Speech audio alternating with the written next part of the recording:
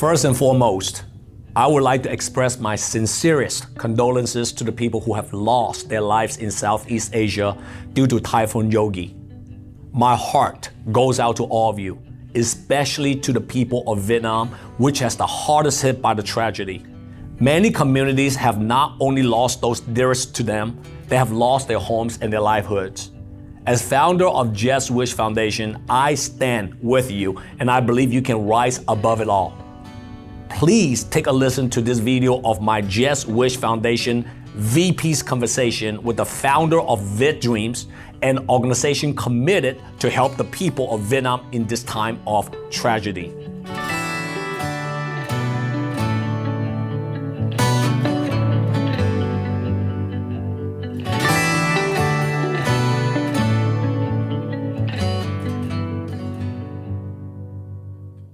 Hello everyone, this is Henny Espinosa with Just Wish Foundation.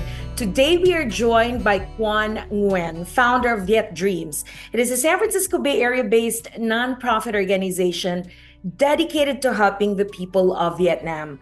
Currently, Viet Dreams is coordinating and providing assistance to various local groups helping the victims of Typhoon Yari. In the past, Just Wish Foundation supported Viet Dreams projects that help people in remote areas in Vietnam get access to life-saving and life-changing services. Thank you for joining us again at Just Wish Foundation, Quan. Thank you for inviting me, and thank you for your donation too. Of course, of course. Quan, let's talk about the situation in Vietnam right now, which is very dire. Typhoon Yagi is considered the most powerful typhoon in Asia this year. It made landfall on the northern coast of Vietnam on Saturday, inundating Hanoi and other provinces up the Red River, causing the collapse of a bridge, and communities are heavily flooded. You're flying to Vietnam tomorrow for a medical training mission, but give us a little bit of an idea of how bad things are right now for those communities affected in Vietnam. I think because I'm not in Vietnam yet. I cannot see the reality yet. But by reading news and getting all the information from friends and from group in Vietnam, it's bad. It looks like it's getting worse because in the last few days, as you know, the Yagi came in with the typhoon and the storm. It actually damaged a lot of villages. There's some location in Vietnam in the north. Actually, the whole village is gone with 120 people disappear, just like that in 5 seconds. A lot of bridges actually broken. There's two big one in the north.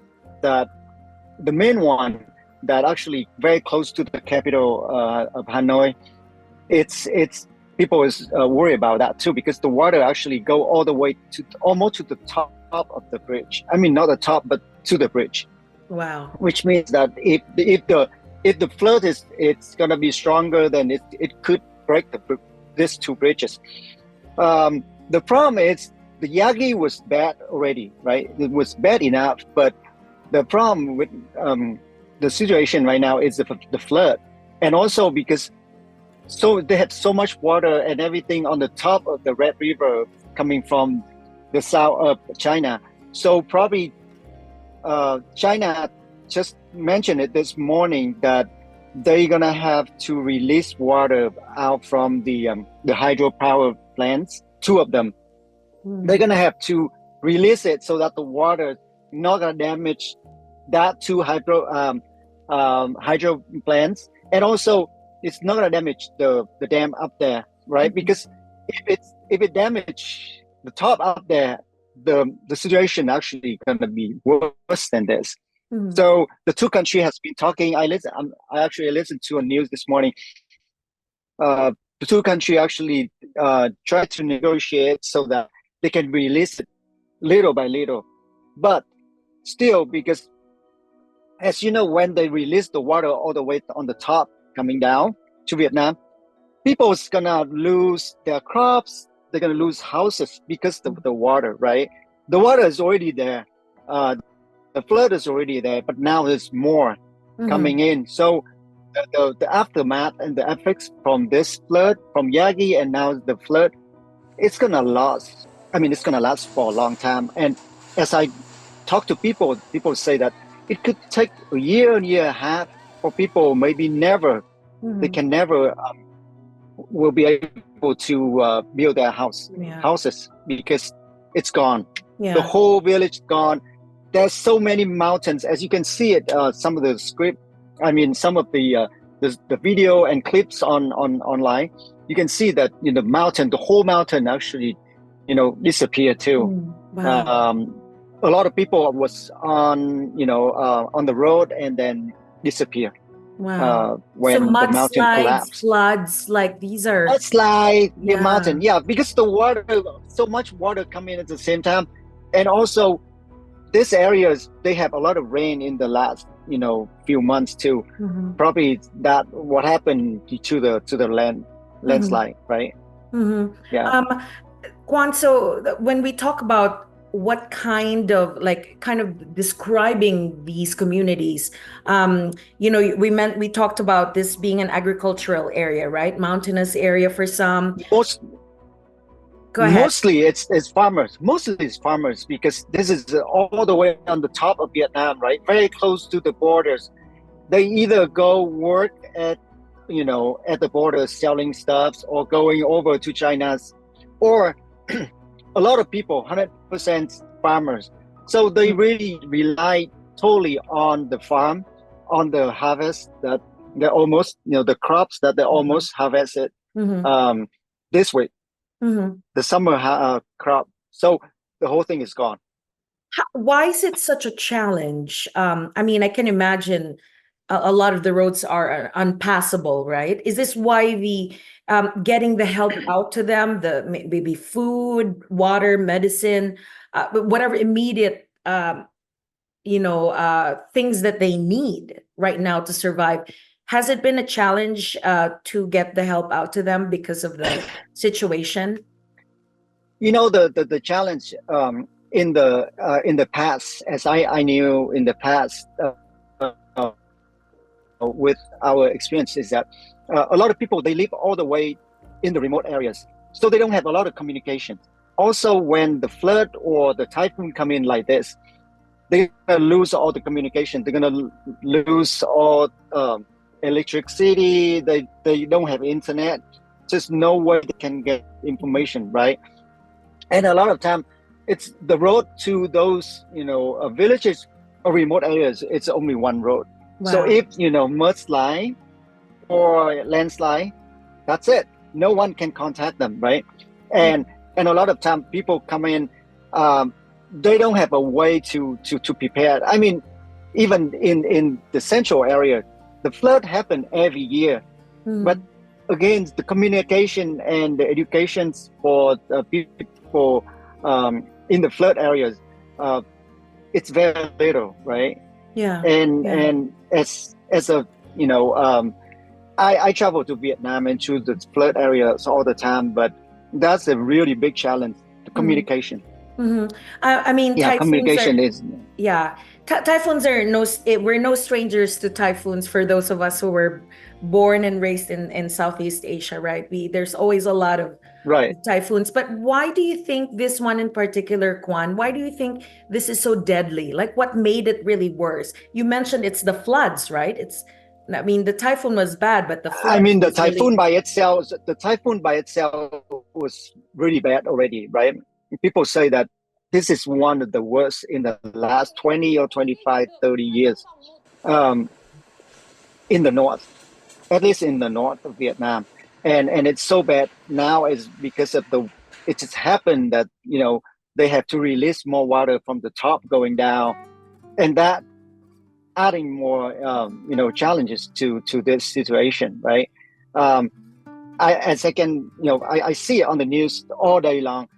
People try to send in boats from everywhere in Vietnam. They just need boats because the water everywhere, and food.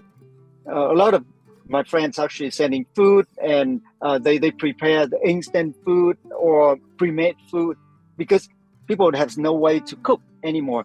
Even a lot of people try to send in like instant noodle. How can they do it? Because they don't have anything to boil right now, right? It's Yeah, so no wet electricity too. too. So Yeah. it's really tough. Electricity, nothing. So it's really tough for them at this moment. Yeah. Why is it so important for Viet Dreams to because I know that there have been at least here in the US people have reached out to you guys to help. I mean, it's when you see it in the news, you really know that you need to step up, and like us at Just Wish Foundation, we immediately thought about you guys because you know the local groups there that are on the ground, that are doing their part, whether it's a big fundraising event that can rally the community to donate for maybe immediate help, or whether it's a help for the aftermath or long term. Why is it so important for Viet Dreams to partner with these local organizations to make sure that the help is really given in many ways for these victims? I mean, as I shared with you this morning about the information about the different local groups in Vietnam trying to raise money, but they can also can raise how much, just how much money they can raise. This is a long time. I mean, the really long term plan, right? This is like aftermath. People are talking about year and a half, or maybe 2 years. Who knows?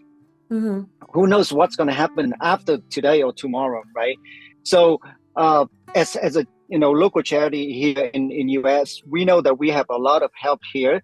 I mean, we got fundraising and help from our donors here every year for a long time. But at this moment, we really need help because people really need money.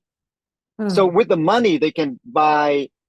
I mean, someone actually called me this morning, say they don't need food, they don't need anything. They need cement. They need concrete and cement to rebuild, the bridge or whatever in that particular areas, because that's what they need. I mean, if you give them the money right now, they cannot do anything. So they need cement, for example, right? So the more help, it's better, especially from us here in US. I mean, we're not actually much richer than people in Vietnam, but at least we have more. So I think if we can help a little bit from here, people can send it over, like Wish Foundation or Viet Dreams or whoever. The more it's better.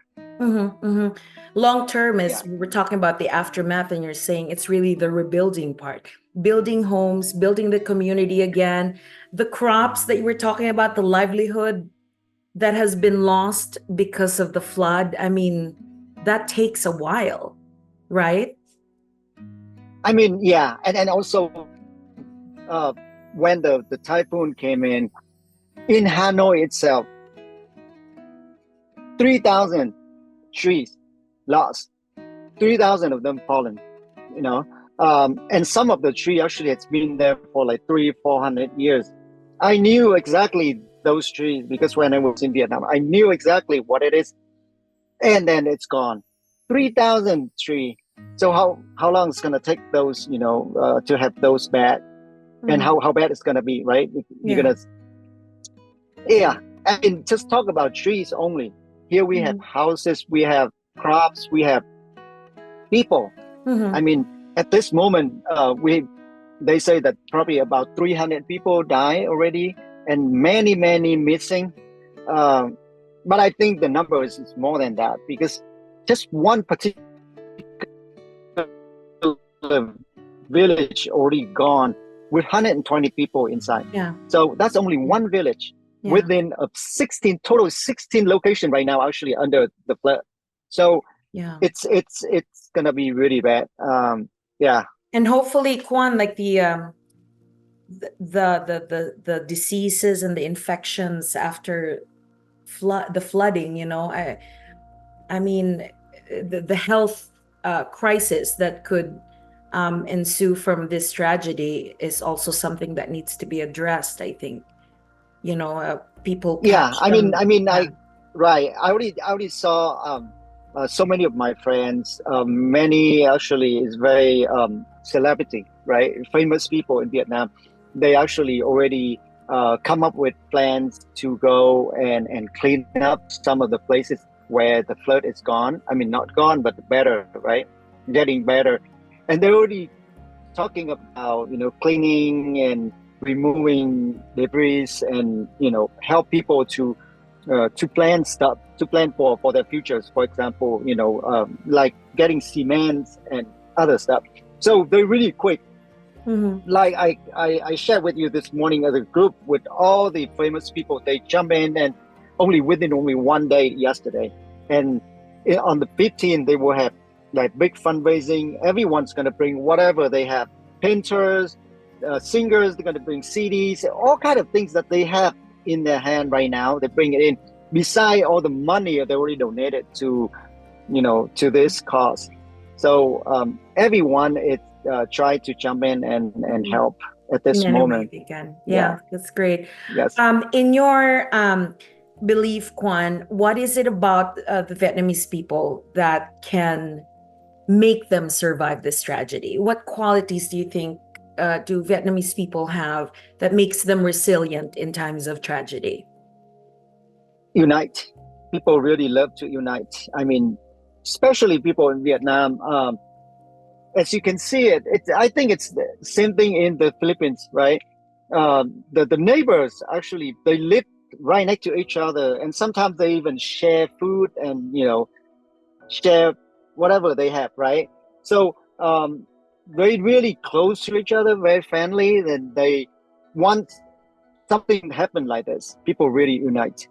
As I can see it, I mean, there's so many clips online I saw in the last few days.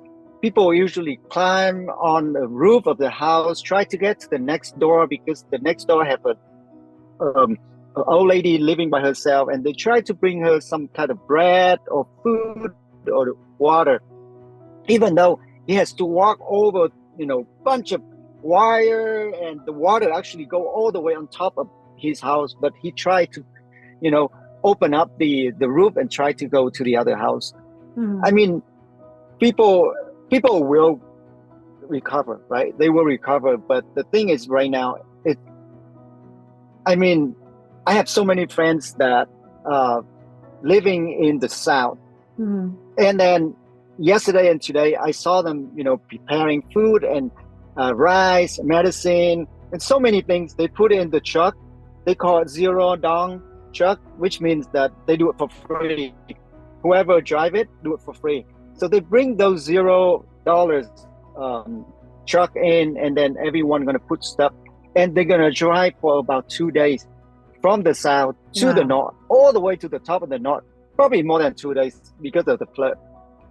They're gonna go all the way up, bring food and things for. It's actually happened every year in Vietnam, and every time it's like this. We can see it that people from different locations actually jump in and try to help. People really, love each other and unite. So that's the most important thing. Yeah. And so I think people. Yeah. Go ahead. Go ahead, Quan. So I think it's people will recover, but I mean, with the help from outside of the country, I hope that everything's going to be much better with the help from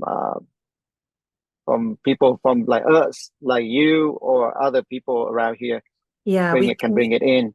Totally. We you mentioned about Vietnamese people being united, and we hope that we can unite with them. We hope that we can help spread the word, because as you said, this is not just a one-time help. This is a help for the long term, and this is about helping people bounce back, and really get their life back together after this tragedy. And we just salute organizations such as Viet Dreams for really championing the causes of the Vietnamese people, and making sure that people are aware that they can do their part, whatever way they can. Talent, money, or just helping spread the word that help is needed. And safe travels, Kwan, and keep us posted on the situation in Vietnam. But for us at Just Wish Foundation, we want to do our part to help. So thank you so much. And let's stay in touch, and let's just keep praying and working for the people in Vietnam. Thank you very much, and thank you for your donation. We will keep you posted. Thank you. Thank you so much, Kwan. Bye-bye. Thank you, Kwan. We'll talk soon. Take care.